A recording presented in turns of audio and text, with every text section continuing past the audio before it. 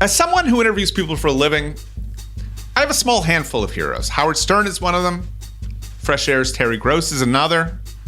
And I have a third who I'm so excited we have on today's show, Connie Chung.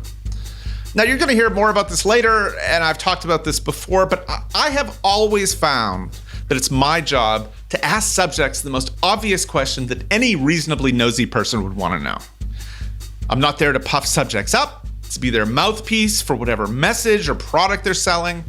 I'm there to be the designated busybody, to get out of the subjects the most interesting things, and sometimes these are things they might be less than inclined to share. Inquiring minds, yada, yada, yada. You know the deal. Connie Chung happens to be really, really good at this. And I want to play a few samples of Connie Chung at her best. Captain Hazelwood, were you drunk when you boarded the Exxon Valdez? Did your wife know what kind of relationship, or did any member of your family know what kind of relationship you had with Chandra Levy? Why did you stay married to him for so long? Because I loved him. Yeah, but she didn't have sexual desire for him. Magic, how do you think you were infected? One of my favorite interviews might have been with embarrassing presidential brother Roger Clinton, not long after he'd gotten in a fight with a guy at a Knicks game. You basically attacked this man. I didn't attack him. I could have just ripped him apart right there on the stands. Do you think that incident was embarrassing to your brother? Not at all. You really don't? No. You honestly don't think that was embarrassing? No. Come on, are you serious? I'm dead serious. I'm dead serious. Roger, don't you know by now that she shouldn't react that way? Your brother's president of the United States. Every now and then I just slip up. You've probably heard of The Boys in the Bus, which is the Timothy Krause book about the reporters covering the 1972 presidential election. So Connie Chung obviously isn't a boy, and unlike all the figures featured prominently in that book, like Hunter Thompson and Robert Novak, Connie Chung isn't white. Her parents were both born in China.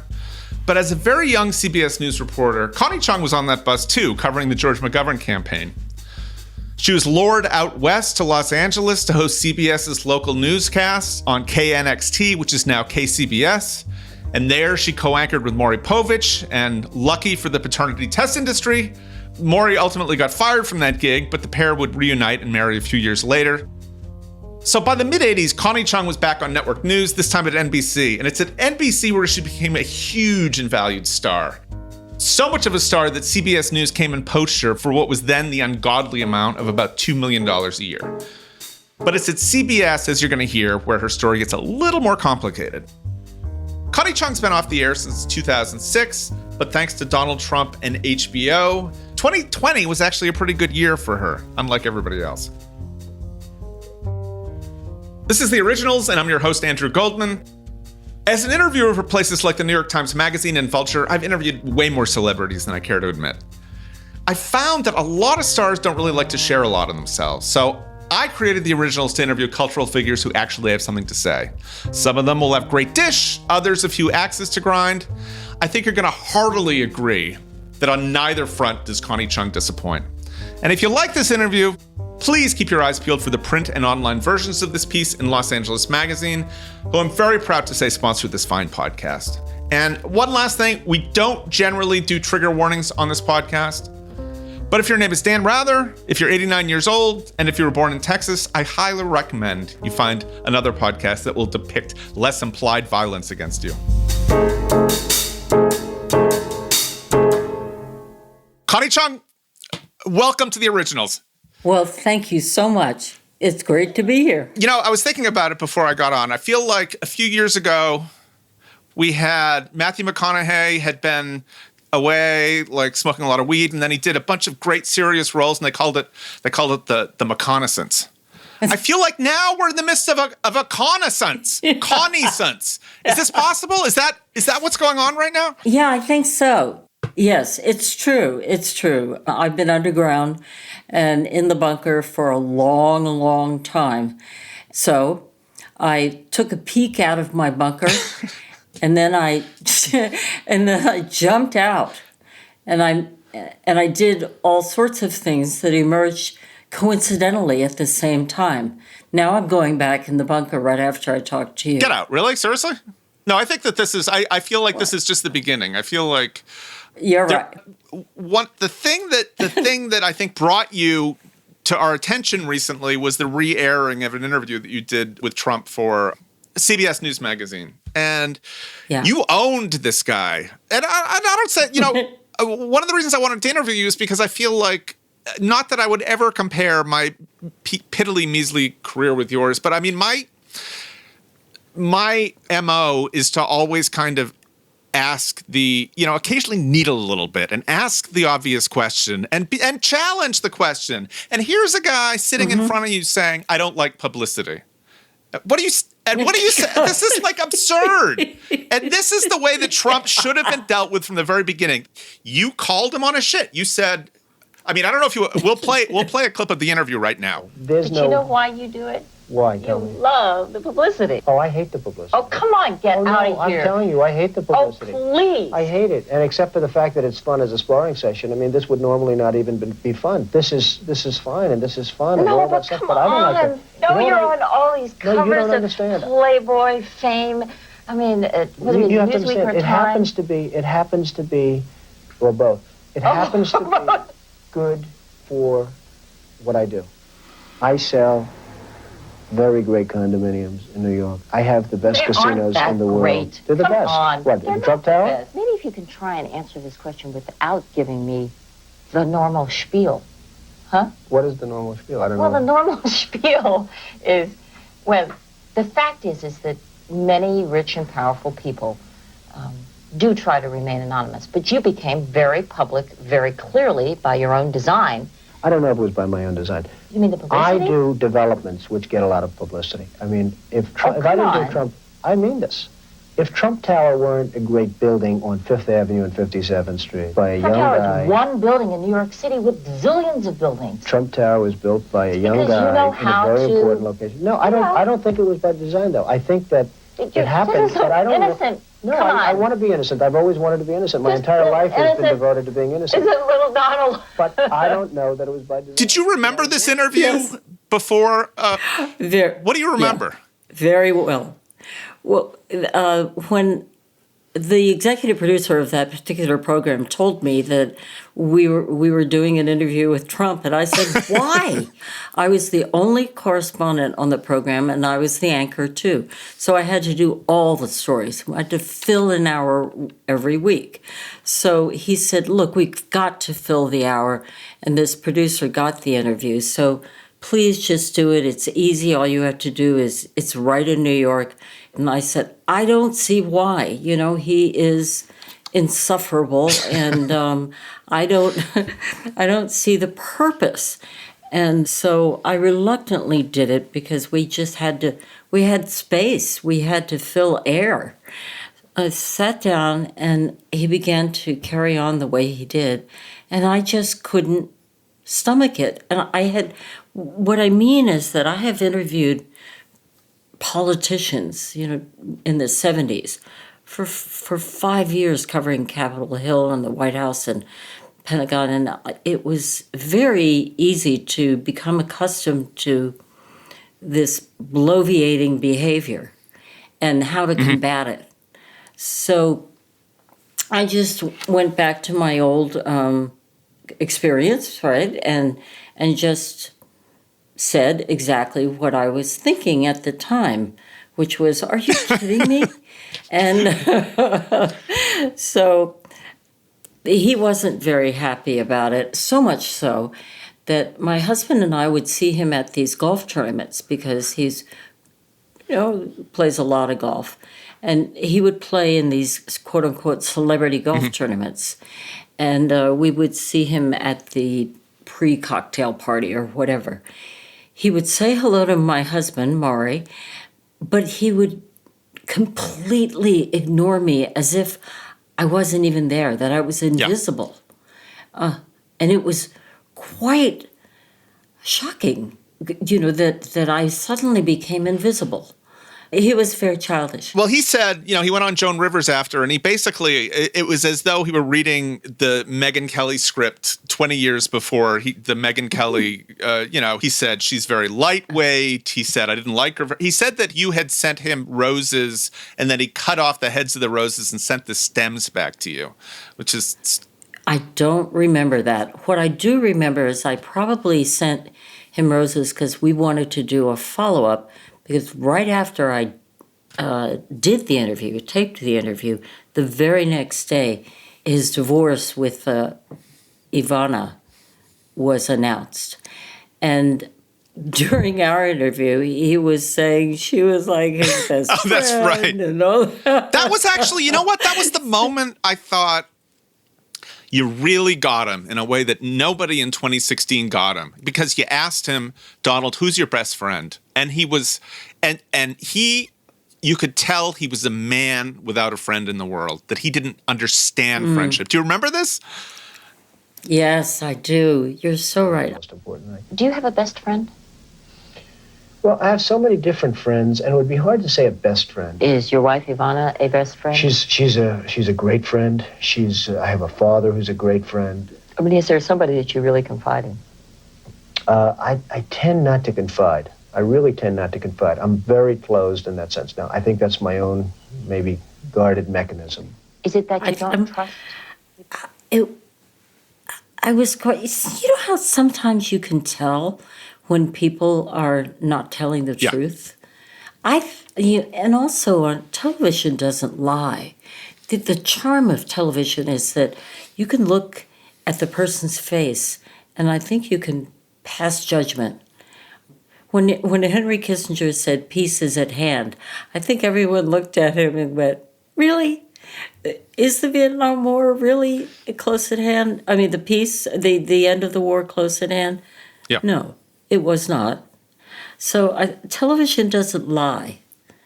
The truth eventually emerges. Connie, you like many in the news business have sort of, I don't know if Trump is the exception. I mean, we saw Sam Donaldson talking about, supporting Biden. You were supportive of Biden. But, of course people have been supportive of Biden. But I want to know, Connie, did you feel like I felt? Did you have homicidal ideation about this guy for 4 years? I had discussions with my friends where I said, if you had a button now and you could make his heart explode, would you do it? And in unison, we would say, yes.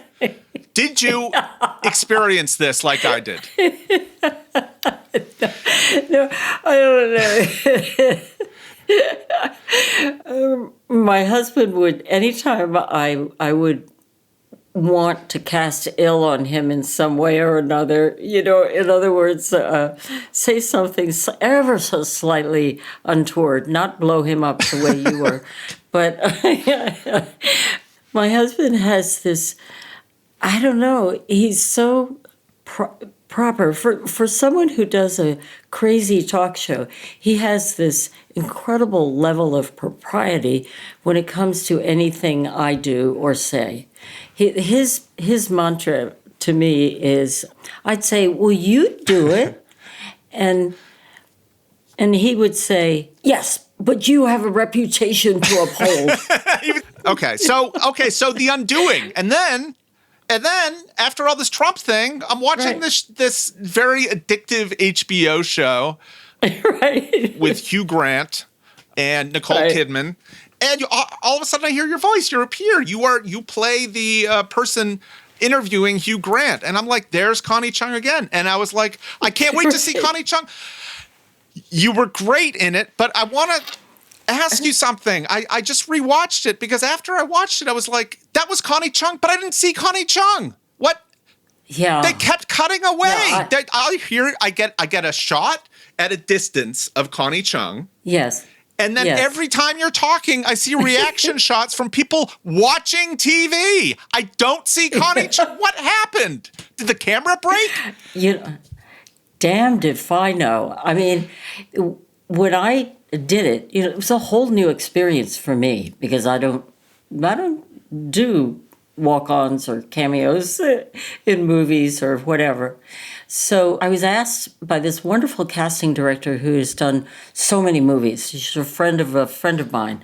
Vicki Gordon is the friend, and she asked me if I would do it, and I said, sure. It was last year. And what it amounted to was going on the set, asking Hugh Grant questions with the presence of his lawyer there. I didn't think that it sounded like me. In other words, the questions that were written by David E. Kelley and his writing partner, Matthew Tinker, who happens to be the grandson of Grant Tinker. I wondered. Tinker? Sure. Yeah. So I asked them, can I kind of change the words a little bit so that it'll sound more like questions I would ask? Yeah. And that's not Matthew ballsy or Tinker's- anything, saying David E. Kelley, do you mind if I rewrite you? Exactly. I had the audacity, right? And here's the crazy thing. Matthew Tinker got back to me and after I rewrote, and he says, David's fine with it. I was blown away. Yeah. I'm rewriting David E. Kelley. Yeah. Yeah. Are you kidding me? So I show up at the shoot, and the director looks at me and says, what happened to the other script? And I said, David E. Kelley let me rewrite it. She said, no, we're going back to the original. And I thought, oh, shit. I have to The original, which you don't memorize- know, presumably, right? Correct. I didn't Yes. practice it. And Andrew, when you do an interview, you just listen to what the person say. You have a list of questions that you intend to ask, but you go with the flow. Yeah. Right? I try to. So, yeah. So I thought, oh God, now I have to memorize a whole new set of questions that don't sound like me. I think that either I look so old and so dreadful that she decided to save me from myself. Well, I can see you right now, and I don't. You didn't get hair and makeup done, right, for this, did you? No. You look fantastic. I so that washed is my not hair, the though, case. for you.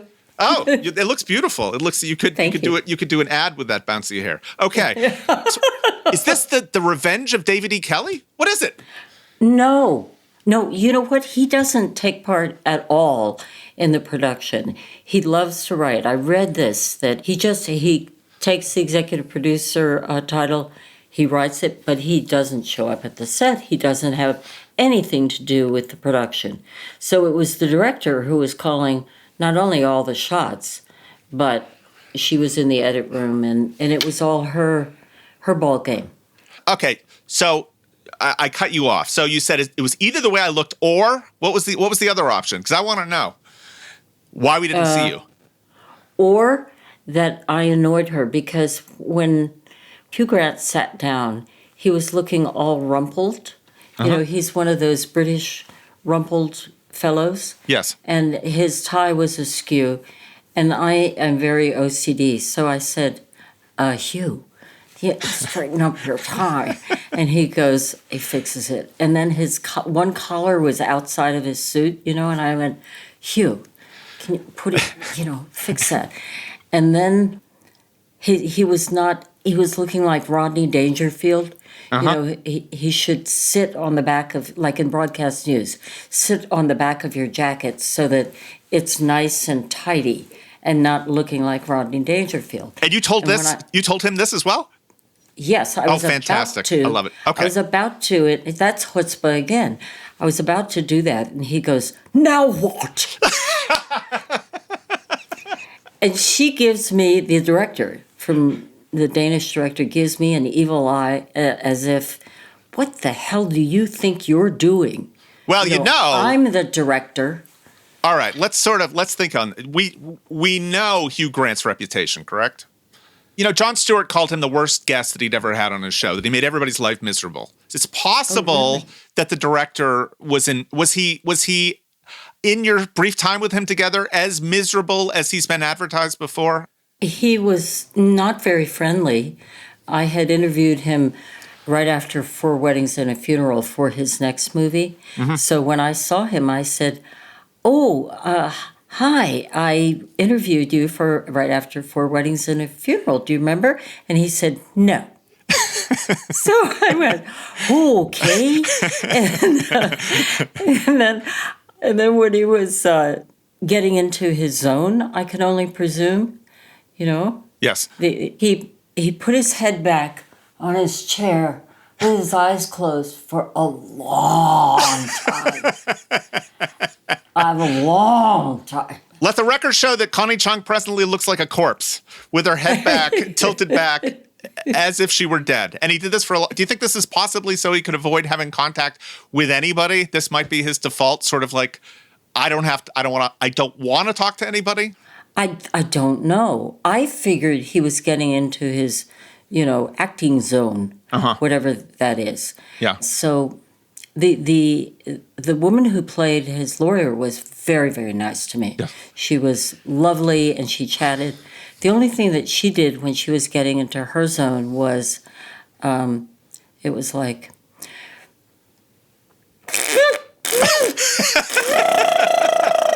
the pretentious vocal, well, I shouldn't say pretend. Look, actors are artists, but she was doing her kind of vocal warm-ups.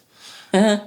Yeah. I think. Oh, interesting. I think. So wait, Connie, so this thing, presumably the big night comes, you and Maury, you sit down in front of the TV to watch your episode of The Undoing. And then did you notice that they did not, for whatever reason, show you? And who did you call to chew out?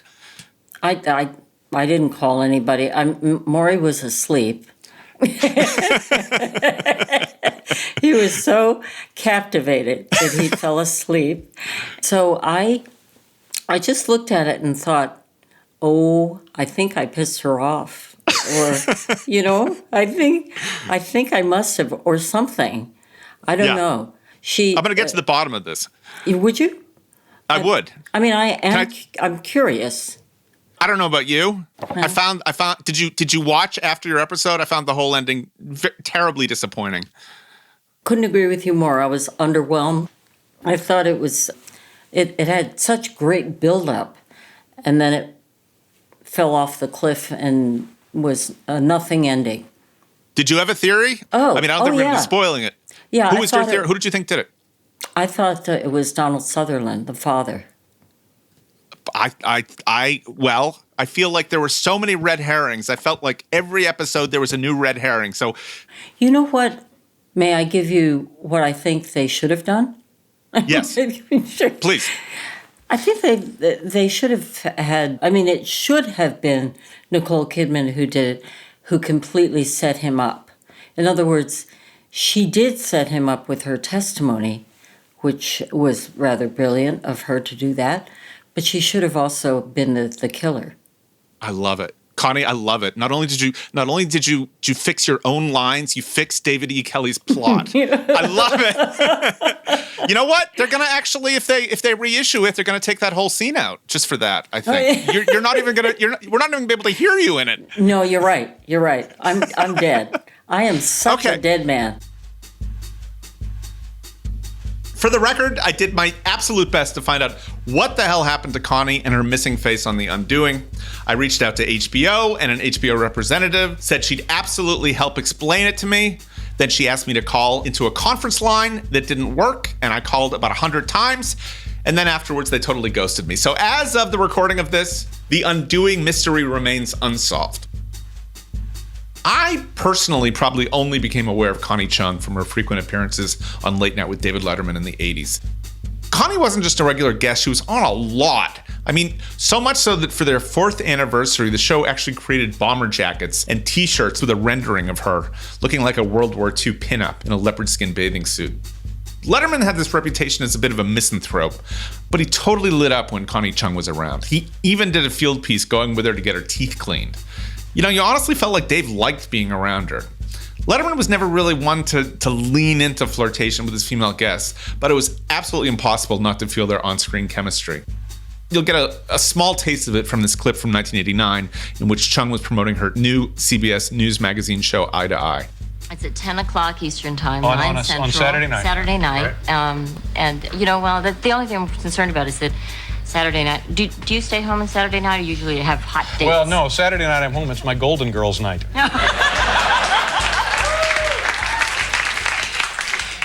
But then, you know what? If you watch Golden Girls and then Empty Nest, then you can switch over at 10 o'clock. Well, that's what I'll be doing. Really? That's right. Okay, you don't have a hot date? No, we don't need to get into that. sometimes you have a hot date. Oh, come on, Connie. Well, yeah, sometimes. Sure, really? Sometimes. Yeah, I have, yeah. Oh, really hot, too.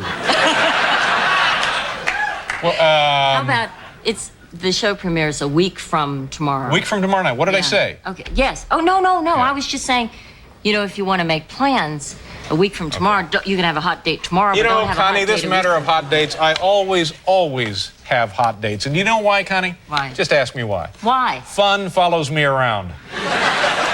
Connie, I have to admit, I don't think I knew who you were until I remember seeing you on David Letterman. Oh. And I admit, I started out with a big crush. I hope that's not considered untoward. But Wait, David Letterman, you're way younger than I am. I mean, I'm 74. This is yeah, and I'm close to 50, but that was like sort of my sweet spot. That was when I was, when I started having crushes, I would like, I'd watch Letterman during the week, and then, I got you. And then, God knows, watching like Love Boat, what would happen to me. But anyway, I had I had lust in my heart, but I remember, and I went back and I looked at the appearances because I thought, am I imagining it, or was there like some real chemistry between them? I watched it. It was very, very hot what you had going with David Letterman. And you're going to tell me it's theater, but you cannot invent that kind of chemistry that you two had. I agree. I mean, I had this thing for him, and he had a thing for me. And it was, I really think it was inexplicable in that respect. And yet I really didn't have a thing for him. Do you know what I mean? Well, no, you got to explain that. I love people who have a sense of humor and who are charming, and he was that when he was on the air. Off the air, he's dark. Yes, he's a dark, unhappy sort of. I don't mean he's unhappy. He is a kvetch. Yeah, yes, absolutely. He's a goyische kvetch. Did you see that part of him? I mean, because he's sort of known as somebody around the office who, like, there are these performer types who 1 hour a night when the light is on them, they both shine. They shine outwardly and they shine inwardly, and the rest of the time, they're not happy. Happy. They're campers. not happy, right? They're not happy campers. I mean, they're not happy-go-lucky or of anything remotely similar. He's antisocial, is what he is. But was he with you? Because I felt like when you took him shopping, I felt like he had a real thing for you. And I don't feel like you can invent that because you took him to a dentist appointment. He looked in your mouth. You took him shopping for a shoe tree for Maury, who he refused to call Maury. He was so jealous he would only call him Murray. Andrew, you're an aficionado. Yes, that's exactly true. And I would say, do you want to go out for pizza sometime? And he'd say, maybe. And I'd say, I'll bring Maury. And he'd say, no. Was this on camera or off? Let me think. I think the pizza part may have been on camera, but I think off camera, I said, why don't we get together? And basically his answer was only if Maury isn't coming too. How did you know he was dark? Because all I saw was him coming alive when you were around. When did you see that he was dark? I think one time I asked him to not do any more jokes about my having a baby. My husband and I decided, actually it was my husband who said, I know you want to have a baby. And I said, oh, no. I've got a convention to cover. I've got another election to cover. And he said, no, you're going to be 40 in 30 seconds. And if we don't do something about that now, you're not going to be able to have a baby. So we proceeded to go through the process, if you will, and even went into in vitro fertilization, but it just didn't work. I had so many miscarriages. Everybody else had abandoned the jokes. In other words, it was 1 year, 2 years, and they finally didn't think it was that funny anymore. And I thought, oh, great, because I was a public person. I understand. You can take pot shots at anybody who's out there. And I made the announcement, no question. So, it's a free-for-all. I'm not going to cry about it. So when it went into 3 years or 4 years and Dave was still doing jokes about it, I think I went to his office, and another time I wrote him a nice note saying, can you just stop with the jokes? And he wouldn't do it. So I thought... Did he respond, or did he just continue with the jokes? Did he say no? Continued with the jokes. And the difference was very clear to me when Jay Leno called me one time. He was doing the Tonight Show at the time. He called me and said, I was thinking of doing a joke about your wanting to have a baby. Would that get you? Would that be okay? Mm-hmm. And I paused, and then I said, yeah, sure, go ahead. No problem. And he said, I heard you pause. I won't do it.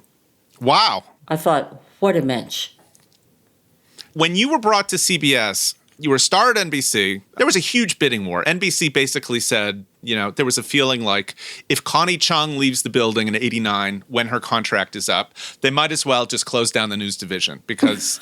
So there was a big bidding war, and CBS came, and even after you took the job at CBS, you were coming on Dave Letterman's show and talking about your new gig at CBS. Yes. But one of the things that Dave kept saying to you as soon as you said that you were going to CBS, how soon can we look for Dan Rather to start sweating?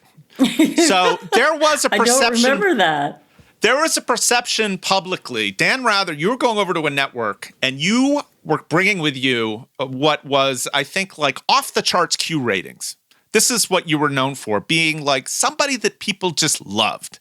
And Dan Rather sitting there at that point in second place after having lost, Walter Cronkite for decades, number one newscast in the nation. And Dan Rather sitting there for 10, 12 years.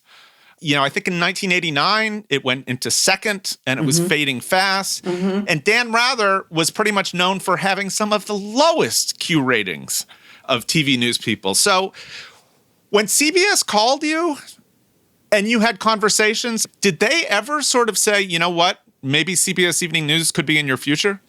Here's what happened, Andrew. In 90, at that time, no. The contract that I signed, I believe, was a 3-year contract, 89, 90, 92. I think I'll have to look it all up, but I think in 92, when I think I signed a new contract, a new 3-year contract, And in it I had, if you ever go to a co-anchor, I'm the one. So Connie, you had watched, I know you knew Barbara Walters. She had co-anchored with Harry Reasoner, who basically fought like hell to keep her. It was considered a huge disaster. Look, everybody knows that generally when you have pairs of people working together, they either begin the relationship hating each other and hate each other throughout, or they begin the relationship liking each other and at some point start hating each other. There's Laurel and Hardy, there's Martin and Lewis, there's Matt Lauer and Curry. Yeah, that like people generally in news or in like entertainment partnerships don't get along. Did you have any inkling that this guy, after doing this thing for 10 years, was gonna like having a co-anchor? But you had to imagine that this guy would be pissed off, right? Yes, but for being such a wizened old news person, particularly even today, there's this incredible naivete about me. I think, oh, this is great. This is going to work just fine. It didn't work out fine at all when Chung was added to the CBS Evening News in 1993. So, by the way, here's that clip I mentioned from Letterman's show right after the announcement that she was leaving NBC for CBS. Connie, when will we see your smiling face over there at CBS? When will be the first telecast? 2 weeks, probably the Sunday news. Yeah. I start April 11th. Yeah. That's a Tuesday. And how soon can we look for Dan Rather to start sweating? No. Connie Chung was only the second woman to ever co-anchor a network news broadcast. Almost 20 years before, ABC had added Barbara Walters to their Evening News with Harry Reasoner. Reasoner hated the idea, made everybody's life miserable about it, and the whole thing was an unmitigated disaster. But, 20 years is a long time. Women had come a long way, baby.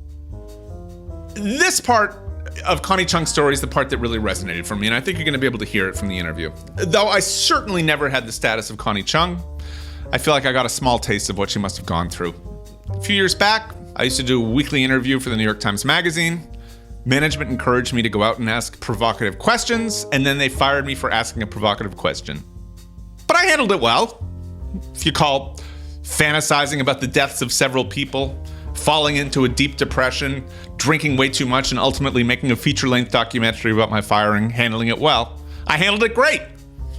The movie's actually called The Desk. It's on Vimeo. It's totally unhinged. If you're interested in hearing my story and seeing me at my absolute worst, I'm going to add a link in the show notes. But this isn't about me. This is about Connie Chung, who was co-anchor of the CBS Evening News from 93 to 95. And her tenure had a couple of controversies. Famously, this exchange from an interview with Newt Gingrich's mother, who, I have to note, smoked a cigarette throughout the interview, and it was recorded just after her son had become Speaker of the House. Mrs. Gingrich, what has Newt told you about President Clinton? Nothing. And I can't tell you what he said about Hillary. You can't? I can't. Why did you just whisper it to me, just between you and me?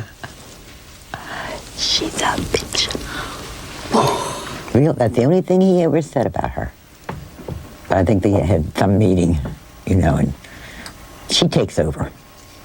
She does? Oh, yeah. Yeah. So should she have aired Kathleen Gingrich's answer? A lot of people didn't think so.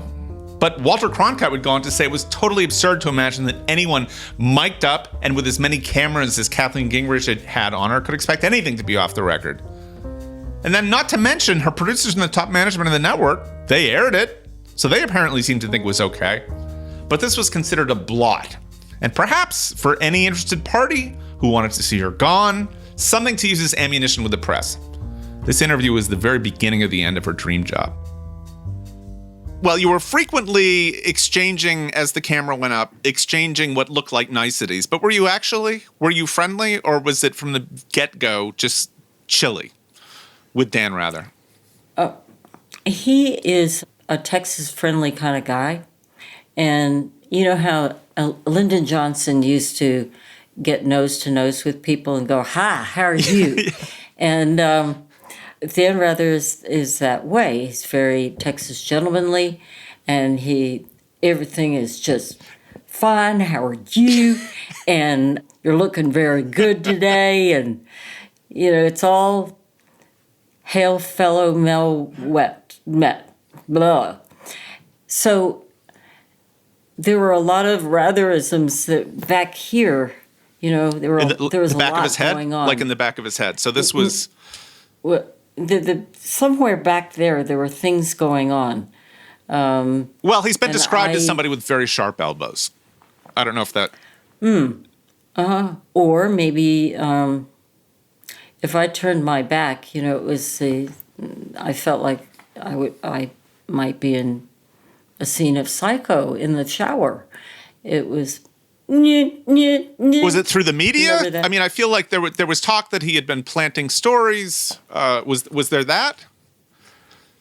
Apparently so, but I'm not sure. See, the great irony, and I feel for you on this. The great irony about your situation was that when you parted with CBS, it became kind of a war in the media. And one of the knocks that CBS had on you was that you were too tabloid, and that you were going after the Tonya Hardings and the OJ stories. And did you want to be running after Tonya Harding if you're the... Exactly. All I could think of, I can give you an example. I'm trying to think.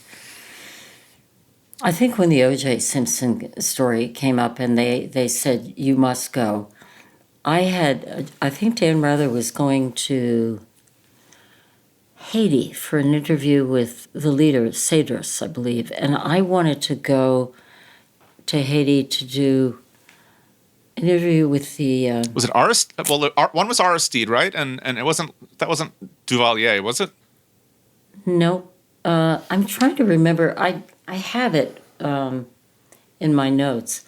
But at any rate, I thought it would be a great 1-2 punch that we were both doing interviews regarding it was an international incident. And that's when I'm pretty sure they insisted that I do an OJ interview. And I really do regret doing so many tabloid stories under duress, frankly. When they wanted me to cover the Tanya Harding, it was because CBS was carrying the Olympics. And it was purely because they wanted to build up the stories. So they built up this good girl, bad girl fairy tale. You talk a lot about the Gets. Why do we always associate the Gets with women competing for Gets? What is it about the kind of stories that require competition, and why do we associate them mostly with like the Barbara Walters and the Diane Sawyers? Why is this like a female arena? It's pretty simple. The men refuse to grovel. The men are, we're too good. We are above groveling. My name is Dan Rather, Tom Brokaw, and Peter Jennings, and Mike Wallace, and Morley Safer, and Harry Reason. We don't grovel. We don't beg people for interviews. We don't try to endear ourselves to them. We officially ask presidents for interviews through the network, and we ask prime ministers, but we don't go after the flim-flam out there who have just happened to have made some news. When I think of Barbara Walters and when I think of Diane Sawyer, and even when I think of you, I do not think the words like shrinking violets and taking back seats to men. But are you saying that there is naturally kind of in the news business? I mean, it was kind of a second-class citizenry? Oh, duh. Or a big fat duh. Let me put it this way. 60 Minutes was, answered to a higher authority and refused to go after so-called Gets. So when the O.J. Simpson story came along, I was co-anchoring the CBS Evening News, and I really wanted to stay away from stupid Gets because many of them were sensational stories, quite frankly. And so the management would come to me and say, we don't have any OJ Gets. Barbara Walters has this, Diane Sawyer has that, Katie Couric has this, and we've got to get somebody out there, and none of the 60 Minutes people will do it. Dan Rather won't do it, so we're asking you to do it. And at this point you say to them, bitch, not my fucking job. I am the host of the CBS Evening News. Get out of my office. Exactly. That's what you said? Exactly. Then the squeeze. They put the squeeze on. What's the squeeze look like? A vice. Yeah? Yeah, it was. Yeah, sure. And that's probably the biggest thing that I regret, that I didn't say exactly what you said. You know what bugs me so much about your story? You know what infuriates me, having gone through something similar? Is that management sent you to go get Tanya Harding, and then when they fire you, they say, we fired her because she was too tabloid. She did stories like Tanya Harding. This is what bothers. Am I misreading this, or is this what happened? That like they created the situation, and then when you get fired, they say, oh, she was too soft, she was too tabloid. Andrew, have you been talking to my mother and my husband and my father who fed you all of this and just said, you must make her feel better. You must tell her that she didn't screw up. No, you didn't screw up. They put you in a situation. Okay, so you leave. You leave. You know why you leave? Because the ratings. Because Dan Rather, he loses some affiliates. He goes from second to third. Your Q rating doesn't. For some reason, you don't float up to first. So of course you leave, and then of course Dan Rather rockets into first, doesn't he? In the next 10 years, he's there. No, he doesn't. He stays in third, deeply in third, right? Yes. You're unbelievable. You know what, Andrew, I have a question. Yes. will you marry me? You're already married. No, that's what but here's one thing that I do want to ask. But I can dump Maury. I can dump Maury. Don't dump please. Maury. But I wanted to ask you this. Do you think, when you were at CBS, Maury's show was ascendant. Do you feel like at any point his career affected you in terms of image? Do you feel like there was any kind of bleed over, that there was an association between kind of, tabloid TV on you? Did you ever think about that? I don't think so. He always said that he was Mr. Chung, and that I was doing my thing and he was doing his thing, and he was just along for the ride for a long time. And he was always boosting me. I can tell you that, honestly, I would not have survived my career ups and downs had it not been for him.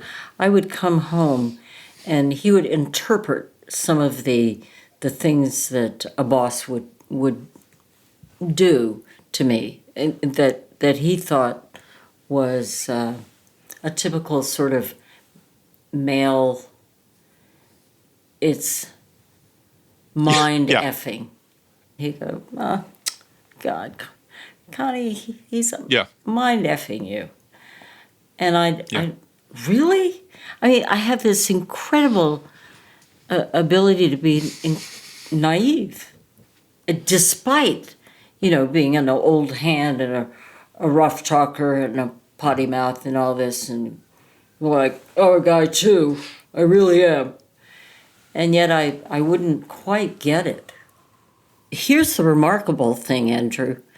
When I was dumped at CBS in 1995, obviously Maury and I had been going through this long journey of trying to have a baby, but about 2 years earlier, we started the process of trying to adopt a baby.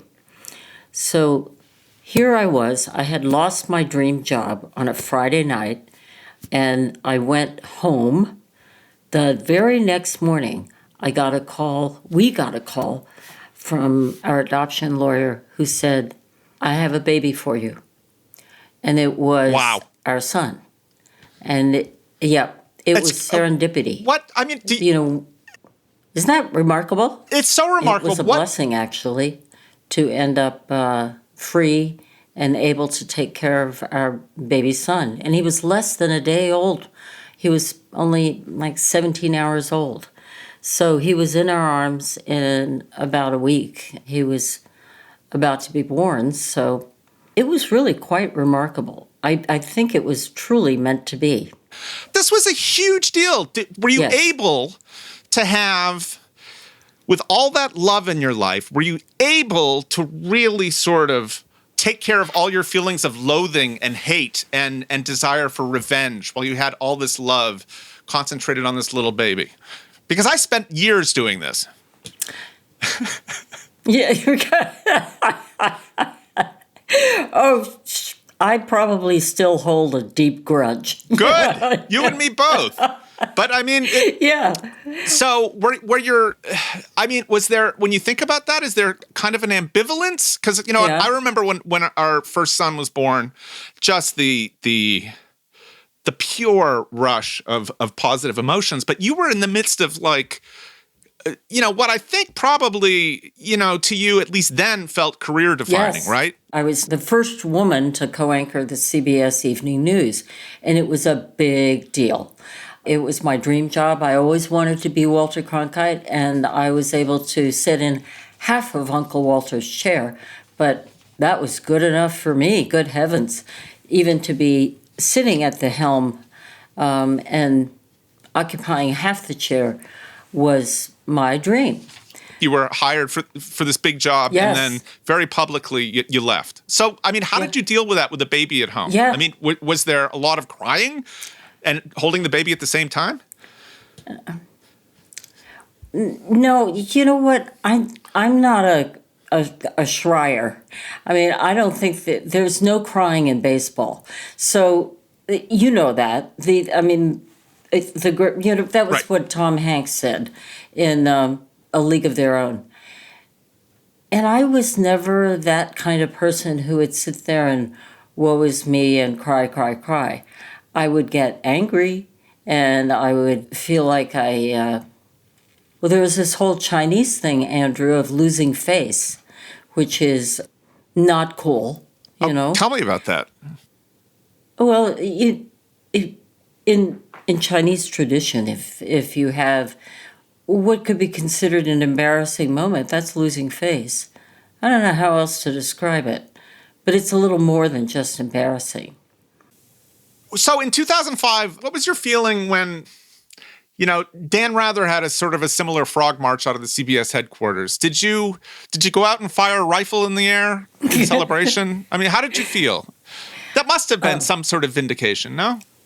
Well, it was, what's it called? Schadenfreude? Schadenfreude, yep. How do you pronounce it? Schadenfreude. You had it right. Schadenfreude.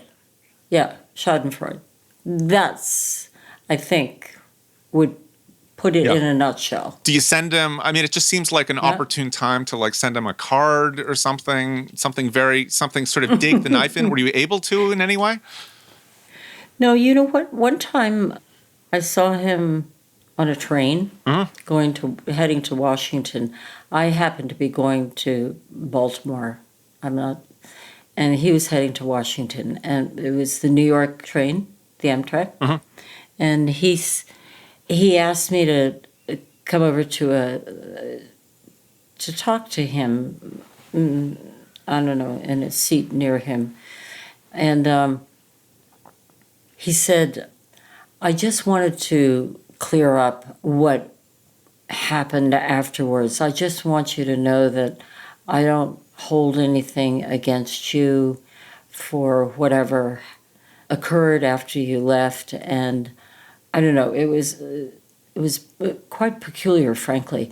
And I said, "Okay." Okay, dude. Later. Yeah. So let me get this timeline straight. So in 95, you leave CBS News. You take 2 years to take care of your son, Matthew. And then what happens? When I went to ABC News, I joined with both Barbara Walters and Diane Sawyer there. And I thought, oh, this is going to be great. It'll be, three women who get along. And I have to say, Connie, when I read about that, when I read the press accounts, I mean, that is like going into a Shark Tank, isn't it? Trying to compete with those two women? I thought so. It was. I was always playing a game of whack-a-mole. I'd pop my head up, and one of them would have a hammer and go whack, and put me down back in my little hole. I want to know. I want to talk about let me ask you first. What does it feel like to be kneecapped? Tell me about being kneecapped by Barbara Walters, and tell me about being kneecapped by Diane Sawyer. What does it actually look like in an office setting? Well, it's not unlike what Tanya Harding did to Nancy Kerrigan. Tell me, but give me the. I know you. As far as I know, nobody actually came into your office and hit you with an aluminum baseball bat. What happened? Okay. When I got to ABC, both Diane and Barbara were in the same sort of arena of trying to get these big interviews. So when I tried to go after them, I was told I could not, that Barbara and Diane were the only ones who could compete for the interview, and I had to stand down. And I said, really? Who do you remember going after or wanting to go after?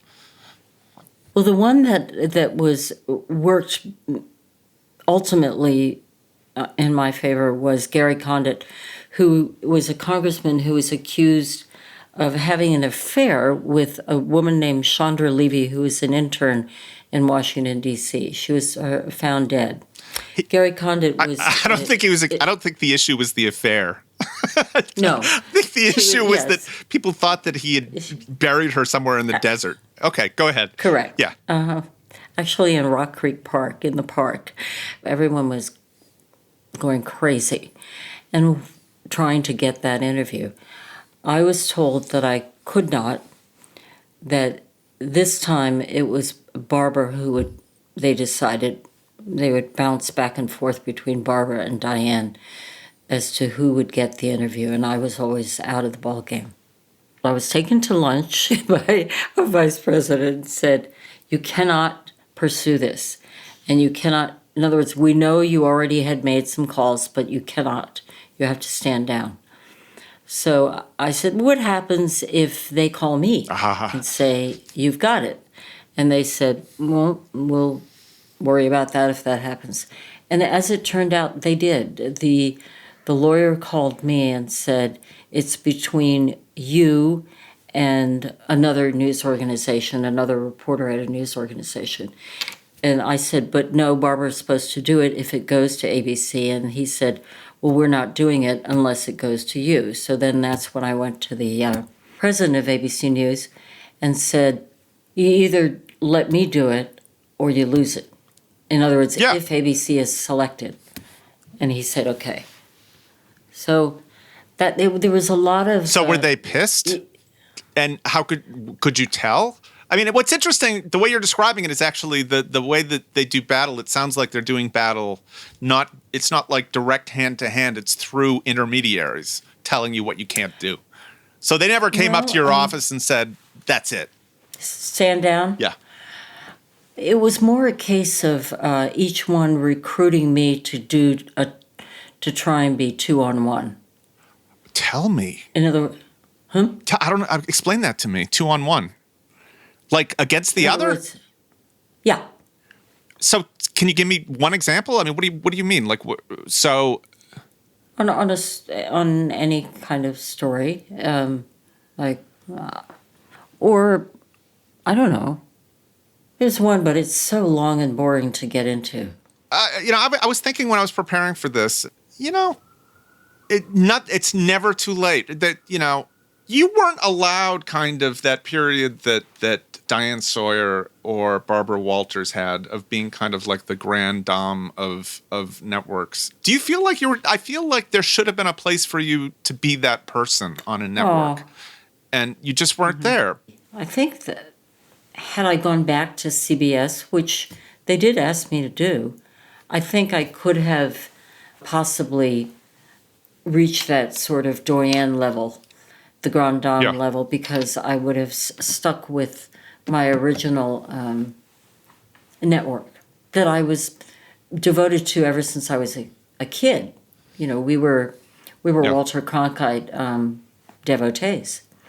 And I think that the hopscotching around didn't allow me to sort of become a grand dame at any one particular network. And then I went underground. Before Connie Chung went underground, she went out big. Chances are you probably don't even remember Weekends with Maury and Connie, which was on MSNBC for 6 months in 2006. This happened to be the last time Connie Chung was on TV regularly. You may, however, remember Connie's big farewell on the final show. It happened to be at the moment the most viewed YouTube video, and in it you see Connie lying on a grand piano in a lace ball gown and long gloves, and there's a candelabra on the piano, and there's a piano player sitting there in a white tux who oddly never blinks out a single note, but instead just looks up adoringly at Connie Chung. Now, I think we can all agree, and I include Connie Chung in this, that this is not a great vocal performance, but it is fantastic television. Thanks for the memories. We came to do a show for very little dough. By little, I mean I could make more working on Skid Row. That's cable TV. Thanks for the memories. This half a year flew by. My Maury, what a guy.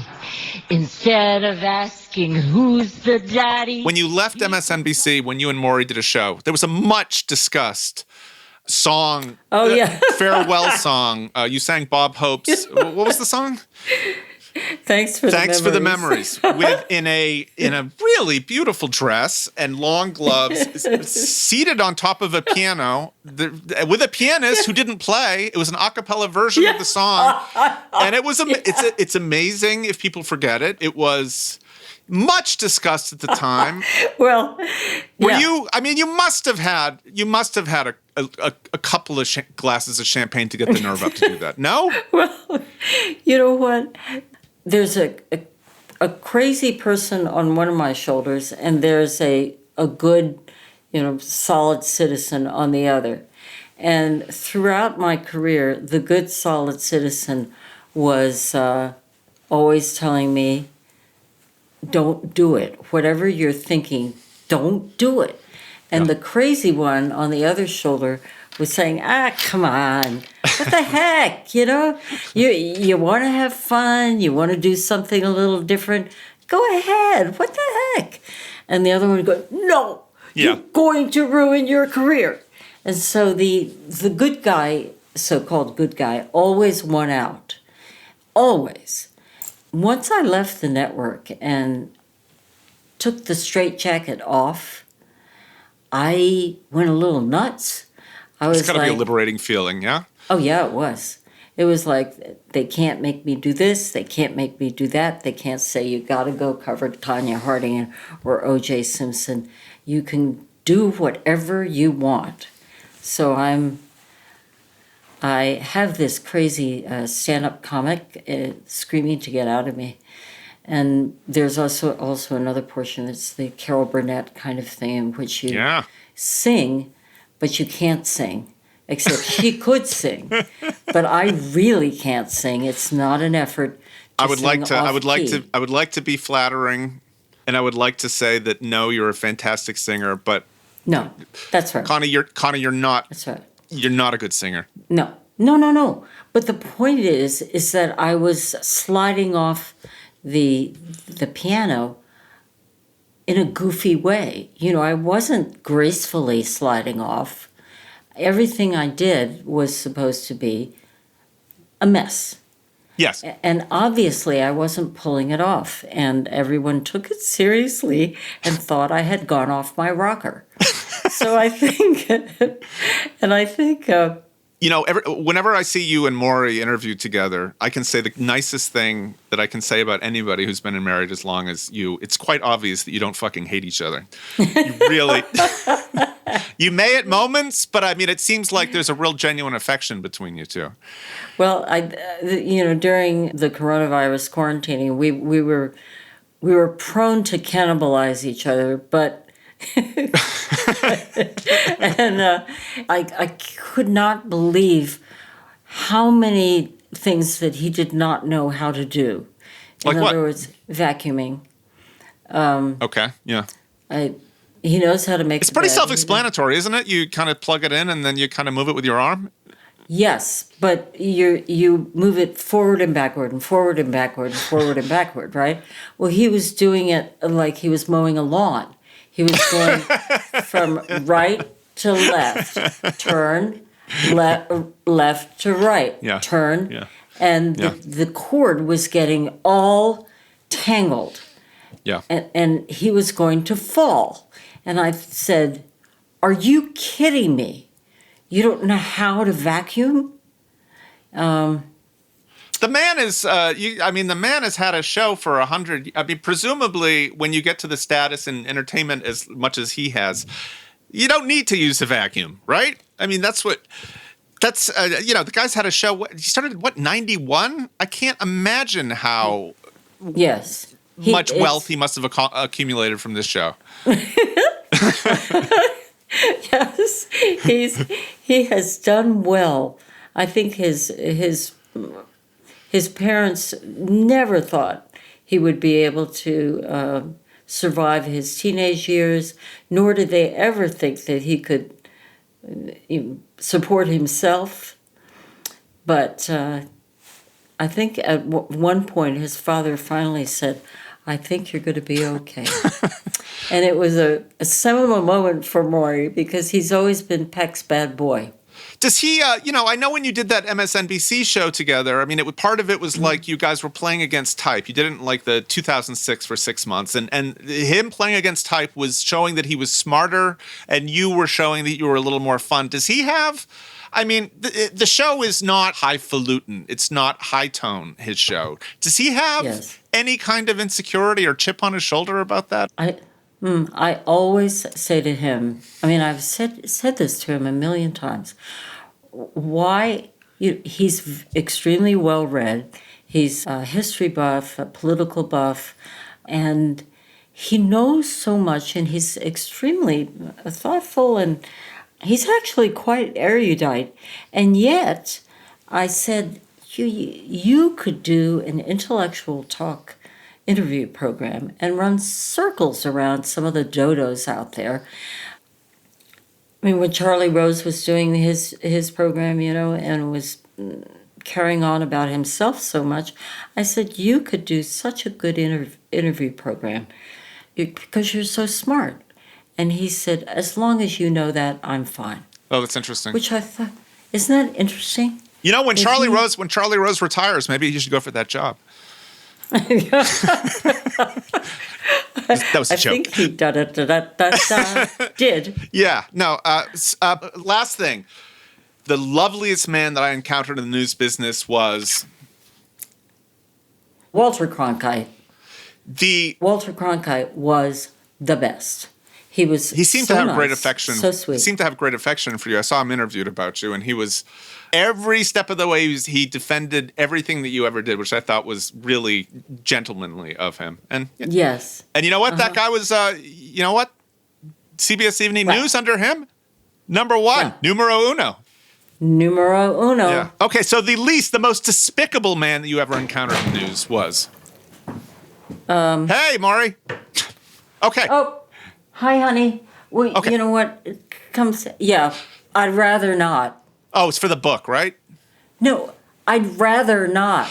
Oh, you'd rather. Rather not say. I love it. I love it. Come on, Connie. Connie Chung, it has been such a pleasure having you on the originals. Thank you so much. I can't tell you how much I've enjoyed. Can I tell you one thing? Thank you, Andrew. I've only said this to one other person on this show. Yeah. I love you, Connie. Connie Chung, I love you. Oh, man. I love you. I love you, Andrew. No, you don't. Do you? I do. Do you? Yeah. Okay. Yeah. All right. Yeah. Okay. Can we just look at each other for a while now? No. Into each other's eyes? No, we gotta go. We gotta go. Gotta go. Why don't you just whisper it to me, just between you and me? That's our show. Please rate, leave us a good review, and share with everybody in the world. With the possible exception of Dan Rather.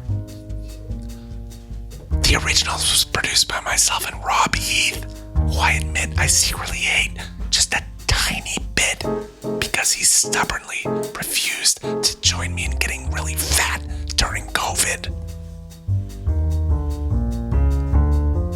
Big thanks to Lauren Kusarak of Kusarak & Company for her tireless efforts in getting word out on the show. Also thanks to Amy Tostred of Mopo Productions, as well as the whole Los Angeles Magazine team, notably Jeb Perkins, Gwyneth Stewart, and Silver Fox editor Mayor Rashan.